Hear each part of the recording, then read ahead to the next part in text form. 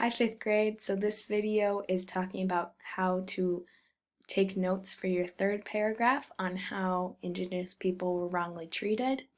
And so this was the day where we read this long book on Epic. It's called The People Will Continue, if you want to look that up and read the whole thing.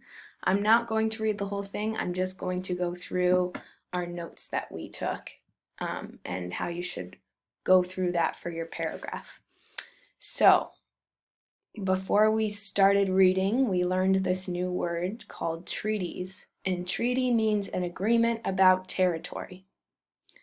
The next word we learned was reservation, and so reservation has two meanings. We talked about this. The first meaning is like a dinner reservation, which is when you tell the people in advance that you want to eat dinner at the restaurant and they save a table for you.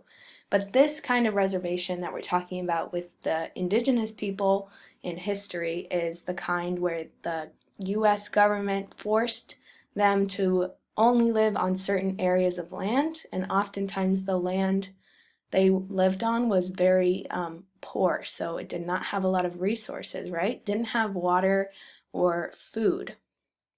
And so we wrote down those two words to start. Remember, you always put the date at the top of your notes and, sorry, gotta figure this out. Okay, put the date at the top and the title. So I titled our notes, Native Notes Continued.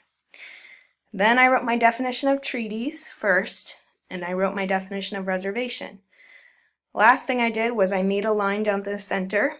On the right side of my notes, I wrote wronged Native people, and on the left side I wrote the different groups of European colonizers that came over to this land. So we had Spanish as our first group, they're from Spain.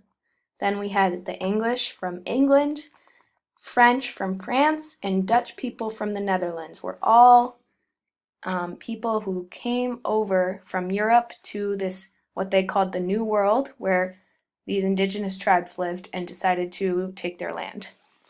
And so as we read through the book, we learned that there were different ways that the Europeans wronged the native people. But the first way was that they made native people slaves, right? That happened a lot in Central America and Mexico. 2, they stole their land. They said, we're going to take all of this, right? And they used war to take the land from them. 3, they wanted their resources. So they wanted all the things that the native people had. They wanted their crops and their food and the minerals that they had, like gold. 4, they broke the treaties. And so, as we learned, treaties means agreement about land. And so the Europeans and the native people came together and made this agreement saying, okay, you'll have this land, we'll have this land. No one takes any more land. But the Europeans went back on their word and took more land from the native people. 5, forced native children into boarding schools. So we learned about this, right? The European colonizers wanted the native children to be like them. They wanted them to learn white culture and forget their native traditions and culture and languages.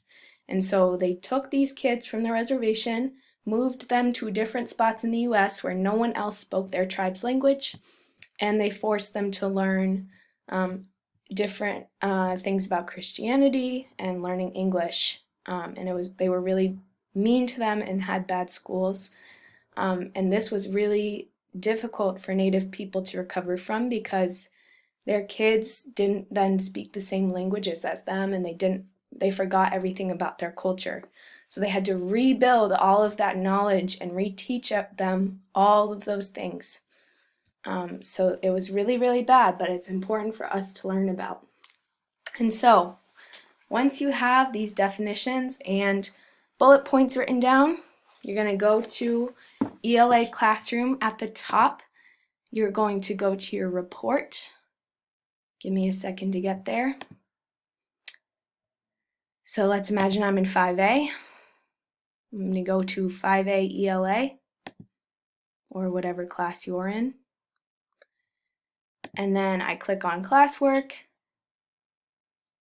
At the top, it says Indigenous Peoples of the America Research. I'm going to click on my slides.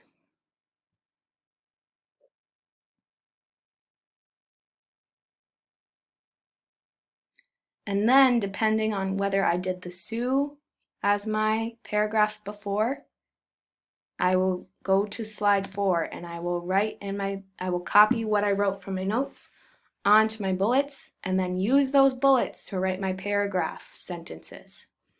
If I did Anishinaabe, you just write the bullet points for Sioux, but you don't write the paragraph. And then you'll go to slide number 7 and write the bullet points and your paragraph after that.